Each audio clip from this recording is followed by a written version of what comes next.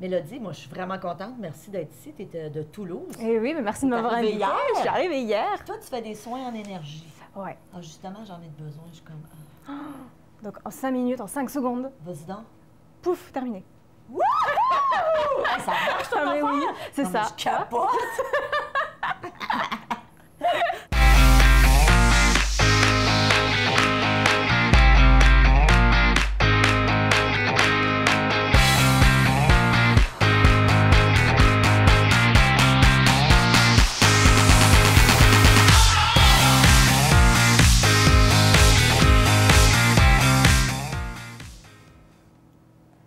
Bonjour et bienvenue à Mastef TV, votre télé inspirante. J'espère que vous allez bien, j'espère que vous êtes en feu.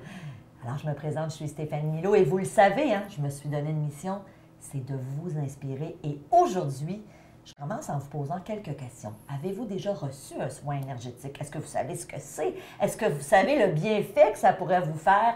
Moi, je réponds tout de suite à la question, j'en ai jamais reçu, mais j'ai avec moi quelqu'un qui est énergéticienne. Puis elle vient de loin, je vous la présente à l'instant, son nom est Mélodie Sachs. Mélodie, merci d'être là. Mais merci de m'avoir invitée. Vraiment un grand plaisir. Tu arrives tout droit de Toulouse. C'est ça, je suis arrivée hier. Tu es arrivée hier, donc tu es encore sur le décalage horaire. Puis écoute, ce que je disais, c'est vrai, tu es énergéticienne. Ouais.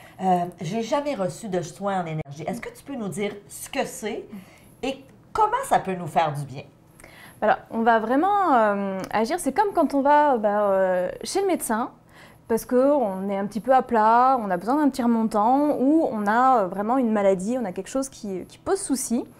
Là, c'est la même chose, on va aller voir un énergéticien qui va rééquilibrer les choses, qui va enlever ce qu'il faut enlever, qui va tout remettre en ordre pour qu'on se sente mieux. OK. Voilà. Ou pour un problème bien spécifique. Alors, ça peut être très vaste parce que ça peut être un problème physique, une douleur, par exemple. Une douleur physique? Une douleur physique, les médecins trouvent ni de cause, ni de traitement, il n'y a rien qui marche. On peut aller chercher qu'est-ce qui peut se cacher derrière, qu'est-ce qu'il y a derrière, qu'est-ce qu'on peut enlever, qu'est-ce qu'on peut mettre à la place pour justement soulager en fait, cette douleur-là. Est-ce que émotionnellement, quelqu'un qui, par exemple, vit une dépression ou encore quelqu'un qui vit des émotions, mettons, désagréables à des intensités élevées, est-ce que ça peut aussi être aidant? Tout à fait. Okay. Parce que justement, quand on a ce côté dépression, c'est qu'on est dans des énergies qui sont très très basses. Ça peut être qu'on a aussi les chakras qui vont être surchargés de plein de choses assez négatives, assez noires. Et donc on peut nettoyer tout ça, on peut enlever tout ça et du coup, toutes les belles énergies remontent. Et là, automatiquement, ça va beaucoup mieux. Parle-moi des chakras, parce que pour moi, c'est quelque chose, honnêtement, c'est quelque chose d'assez nébuleux. Je sais qu'il y a des couleurs, on voit souvent ça dans des boutiques tout joli. Un peu ésotériques. Et puis, je me dis toujours, bon, OK, comment je peux nettoyer ça? Mais honnêtement, je ne connais pas beaucoup. Qu'est-ce que c'est les chakras? De quelle façon le soin énergétique peut nous permettre justement de nettoyer nos chakras, c'est ça? Oui, parce qu'en fait, on a plusieurs corps. On a un corps physique et puis on a des corps subtils. On a des corps qu'on ne va pas forcément voir. Et tous ces corps, en fait, sont reliés par des centres énergétiques qu'on appelle les chakras. Donc, on va avoir le chakra couronne, le chakra du troisième œil, le chakra de la gorge, le chakra du cœur, le chakra du plexus, chakra sacré, chakra racine. Okay. Ça, c'est les chakras principaux. Après, on en a des Tout le monde a ça, là? Tout le monde a ça. Ah, OK. Vous en avez tous. C'est bon. Et après, il y a les chakras secondaires, mais c'est vrai qu'on travaille principalement sur ceux-là parce que c'est les plus importants. OK. Et ces chakras, en fait, ils vont avoir une vibration. Et selon ce qui se passe dans la vie, selon comment on est, ce qui nous arrive, ils peuvent soit s'ouvrir, soit se refermer, soit récupérer ce qu'on appelle des charges. Okay. Donc par exemple, quand on va avoir un choc émotionnel, on peut avoir le chakra du cœur, le chakra du plexus, qui vont un peu se fermer et récupérer des mauvaises émotions. Enfin, il n'y a pas de mauvaises émotions, mais des émotions désagréables. Okay. Et donc, on va se sentir un peu plombé. Okay.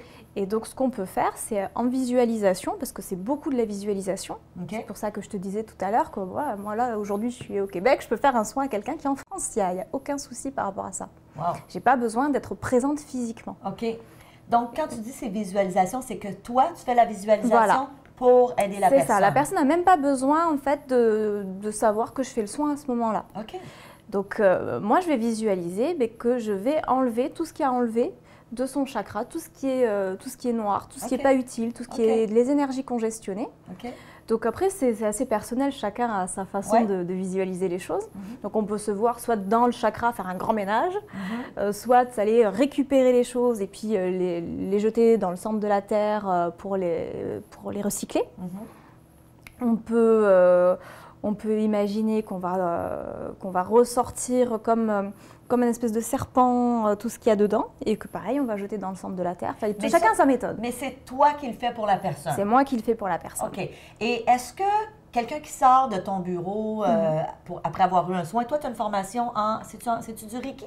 C'est pas du Reiki, mais ça fonctionne un peu sur le même principe. OK, c'est le même principe. Mais on ne se connecte pas à la même énergie parce que les praticiens Reiki, en fait, vont se connecter à l'énergie Reiki. OK. Moi, ça va être vraiment l'énergie universelle, l'énergie de l'univers. OK, excellent. La personne qui sort de ton bureau, est-ce que... Je te donne un exemple. On va voir un chiro, il va nous faire des manipulations.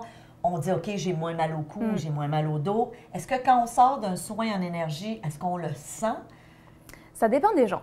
OK. Il y a des gens qui vont être très sensibles et qui vont sentir la moindre chose tout de suite. Ils vont sentir, même pendant qu'on travaille, ils vont le sentir même à distance. Ils vont dire, tiens, il se passe quelque chose. OK. Et il y en a d'autres, ils ne vont pas forcément voir de différence. Ça va être sur les jours suivants, les semaines suivantes, où ils vont se rendre compte que, tiens, ils se sentent un peu mieux, les choses s'améliorent autour d'eux. Ils vont plus se rendre compte des conséquences, en fait. OK. Alors, toi, tu fais ça, tu prends des clients. Oui. OK.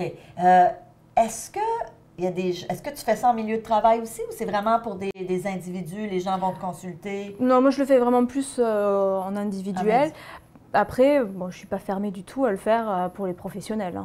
Tout le monde en a besoin de toute façon. Tout le monde en a besoin. Et c'est très lié, le milieu professionnel, parce que justement, on peut récupérer beaucoup de choses quand on travaille justement avec des gens qui sont dépressifs ou quand on a du mal à gérer les choses dans son travail. Des gens qui sont stressés, des gens qui sont en épuisement. C'est drôle parce qu'avant de faire l'entrevue, tu me disais... Je suis tellement bien depuis que je suis arrivée au Québec. Oui. Tu me disais versus des grandes villes. Oui, comme Paris. Comme Paris, tu sens l'énergie différente. Ah oui. Tu me disais c'est beaucoup plus lourd à Paris que par exemple ici au Québec. On se sent presque des fois quand on marche à Paris, certaines journées, on se sent presque sale.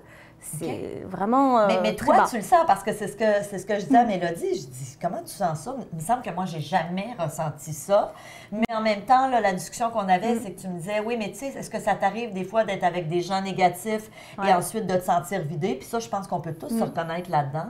Donc, c'est ça. Quand on parle d'énergie, c'est aussi le taux vibratoire. Est-ce que les villes, les pays ont aussi des taux vibratoires? Est-ce qu'on peut dire ça comme ça? Oui, c'est ça. C'est en fait... par exemple, clairement, entre Montréal et Paris, l'énergie à Montréal est beaucoup plus élevée qu'à Paris. Ah, wow! Et puis, j'imagine que plus on s'en va dans la nature, est-ce que... Oui, automatiquement. C'est exactement ça. L'énergie est plus élevée. Donc, si on veut se sentir mieux aussi, oui, les soins, mais est-ce qu'on peut dire que le contact avec la nature peut grandement nous aider? C'est super important. Écoute, Mélodie, je trouve ça vraiment intéressant. Puis ce que je te propose, parce que... lorsqu'on a préparé l'entrevue, tu nous disais qu'il y a une façon d'augmenter notre taux vibratoire. Alors, le taux vibratoire, pour les gens qui me suivaient, vous savez, j'en parle dans le programme Attraction. Et on sait, dans le fond, peux-tu rapidement nous expliquer c'est quoi le taux vibratoire? Et ce que je propose, c'est que dans notre prochaine entrevue, on va se donner des méthodes. Tu vas nous donner des méthodes pour augmenter notre taux vibratoire. Mais toi, si tu avais à expliquer ça à quelqu'un qui ne connaît pas ça, c'est quoi notre taux vibratoire? C'est l'énergie, en fait, qu'on a en nous. Plus elle est élevée, plus en fait on va se sentir bien, on va se sentir en forme, on va être vraiment à l'aise dans tout ce qu'on fait et on va se sentir vraiment plein d'énergie. C'est comme là on se dit c'est élevé. Est-ce que c'est de l'énergie juste physique ou c'est aussi au niveau émotionnel? C'est très lié. Tout est lié en fait. Donc plus si on est mal, plus j'ai du plaisir, plus je suis dans des émotions agréables. Est-ce qu'on peut dire que la joie, c'est vraiment un vrai GPS. Parce que quand on ressent de la joie, c'est que c'est aligné et automatiquement, là, on monte en vibration. Tout ce qui est émotion désagréable, ça nous fait baisser. OK, donc colère, stress, anxiété, culpabilité. Alors, j'imagine qu'il y a des gens qui ont peut-être déjà vécu ça une fois ou deux, peut-être plusieurs fois. Mais effectivement, donc ça baisse notre taux vibratoire. Ça baisse notre taux vibratoire. Mais ça ne veut pas dire que c'est des mauvaises émotions. C'est juste qu'en fait, il ne faut surtout pas les bloquer. Il faut les ressentir, il faut les laisser passer, il faut les reconnaître pour justement qu'elles ne restent pas.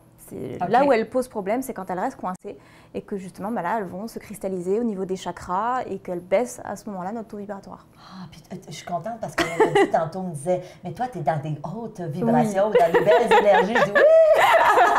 Alors, Mélodie, écoute, premièrement, si les gens veulent en savoir plus sur toi, on peut te joindre sur ton site web, melodiesax.com. Alors, de toute façon, les gens vont le voir ici-bas.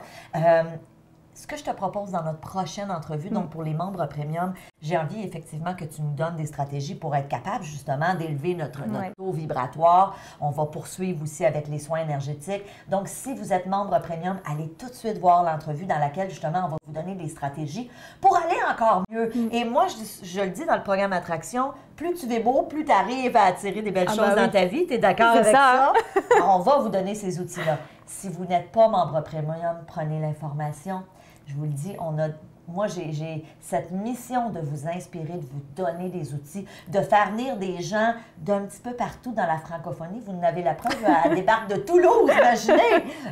Alors, Mélodie Sax, merci d'être venue. Avec grand plaisir. Et je vous dis merci d'être là. Avant de terminer, s'il vous plaît, si vous aimez ce que je fais, partagez mes petites chroniques, envoyez-le à votre ami, votre belle-sœur, votre beau-frère. Dites « Hey, écoute ma Steph! » Alors, je vous aime. Merci de votre confiance et on se voit dans une prochaine entrevue. Salut! Au revoir.